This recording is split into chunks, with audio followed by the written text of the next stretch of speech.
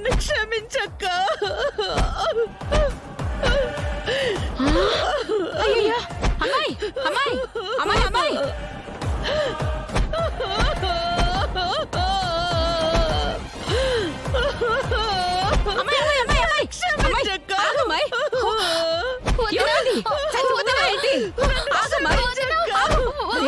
ఆగమంటుంటే చచ్చిపోతావా ఏంటి? అవును పిన్ని, నేను చచ్చిపోవాలి. చస్తే తప్ప నేను చేసిన పాపం పండదు. మళ్ళీ ఏదో కొత్త నాటకం ఆడుతుంది అపూర్వ. అలా మాట్లాడతావేంటి వదినా? ఈ ఇంటికి నువ్వే పెద్ద దిక్కువి. నువ్వే అలా అంటే ఇక మేమంతా ఏమైపోవాలి? లేదు మీరా, లేదు. బావా నాకంటే ఎక్కువ ఇంపార్టెన్స్ ఇస్తున్నారని ఆ భూమిని నేను చాలా ద్వేషించాను.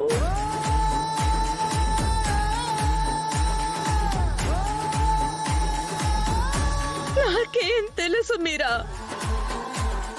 దేవత లాంటి నా అక్క కూతురే భూమి అని నాకేం తెలుసు? అయ్యో, నేనెంత తప్పు చేశాను. తెలియక ద్వేషించావు. ఇప్పుడు ఆ దేవత కూతురుని తెలిసింది కదా, పూజించు. పాపం పుణ్యంగా ఫలించడం మొదలు పెడుతుంది. కరెక్ట్ పిన్ని, టైంకి కరెక్ట్ మాట చెప్పావు. మీరా వెళ్ళి భూమిని తీసుకురా.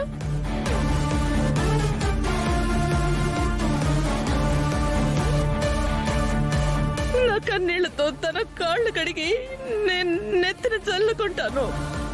దాన్ని క్షమించమని వేడుకుంటాను.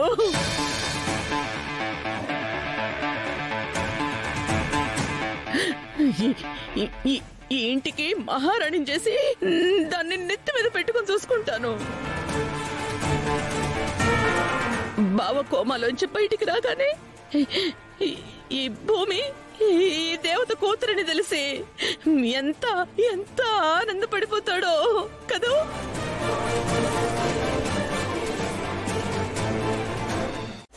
భూమిని ఇక్కడికి తీసుకురావద్దు. అదేంటండి అలా మాట్లాడతారు? అపూర్వ వదినను చూసారా ఎంత బాధపడుతుందో? తను బాధపడ్డం కాదు, నటిస్తుంది. భూమి ఇక్కడికి వస్తే ప్రమాదం. మీకేమైనా మతిపోయిందా అండి? మన ఇంట్లోనే మన అమ్మాయికి ఏం ప్రమాదం ఉంటుంది? కంటికి రెప్పలా చూసుకోవడానికి నేనున్నాను, అపూర్వ వదిన ఉంది. మీరా, ప్రమాదం అని చెప్తున్నా కదా, నా మాట విను. మీకు నిజంగానే మతిపోయిందండి. అంత అల్లాడిపోతున్న అపూర్వ వదినను చూసి మీరు అసలు ఇలా ఎలా మాట్లాడుతున్నారండి? నీకెలా చెప్పాలో నాకు అర్థం కావట్లేదు. ఇప్పుడు భూమి ఎక్కడున్నా ఆనందంగా ఉండమే కదా మనకు కావాల్సింది. అవును, తను ప్రేమించిన వాడి దగ్గర సంతోషంగా ఉంది, అక్కడే ఉండనివ్వు. మతిపోవడం కాదండి, పిచ్చెక్కింది మీకు. భూమి ఎవరో తెలియక ముందు ఎవరింట్లో ఉన్నా మనకెందుకులే అని పట్టించుకోలేదు. ఇప్పుడు భూమి మనింటి పిల్ల. పెళ్లి కాకుండా ఎవరింట్లోనే ఉంటే మనం ఎలా ఊరుకోగలము?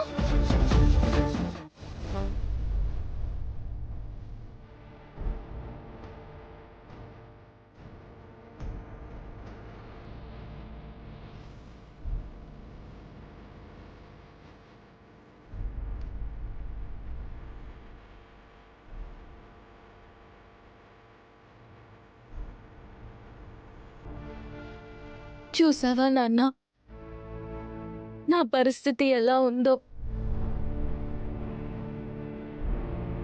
ప్రాణంగా ప్రేమించిన గగన్ గారు కేవలం నీ కూతుర్నైనందుకు ఇప్పుడు నన్ను వద్దంటున్నారు నాన్న. అయినా నేను నీ కూతురిగా గుర్తింపుని వదిలేసుకుంటానన్నా కూడా వద్దంటున్నారు. నా పుట్టుక వరమో శాపమో కూడా నాకు అర్థం కావట్లేదు నాన్న.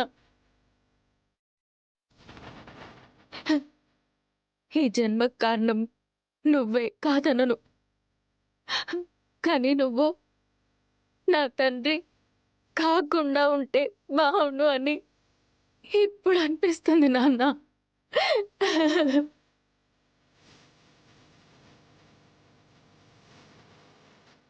అమ్మ నన్ను కాపాడి బయటికి విసిరేస్తే తన 2 చేతులతో కాపాడిన దేవుడు నాన్న ఆయన నాకు.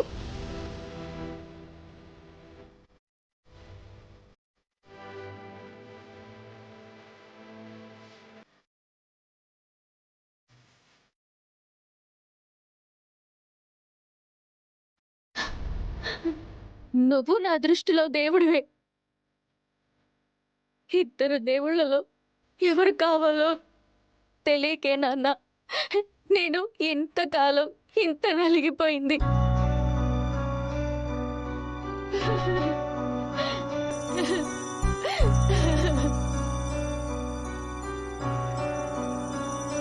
నిన్ను తక్కువ చేసి మాట్లాడుతున్నానని అనుకోతున్నాన్న, కానీ ప్రాణం పోసిన అమ్మ పురిటిలోనే సమాధైపోగా పాలు పట్టాల్సిన నీ చేతులకి తెలియదు కదా నాన్న నేను బ్రతికే ఉన్నానని.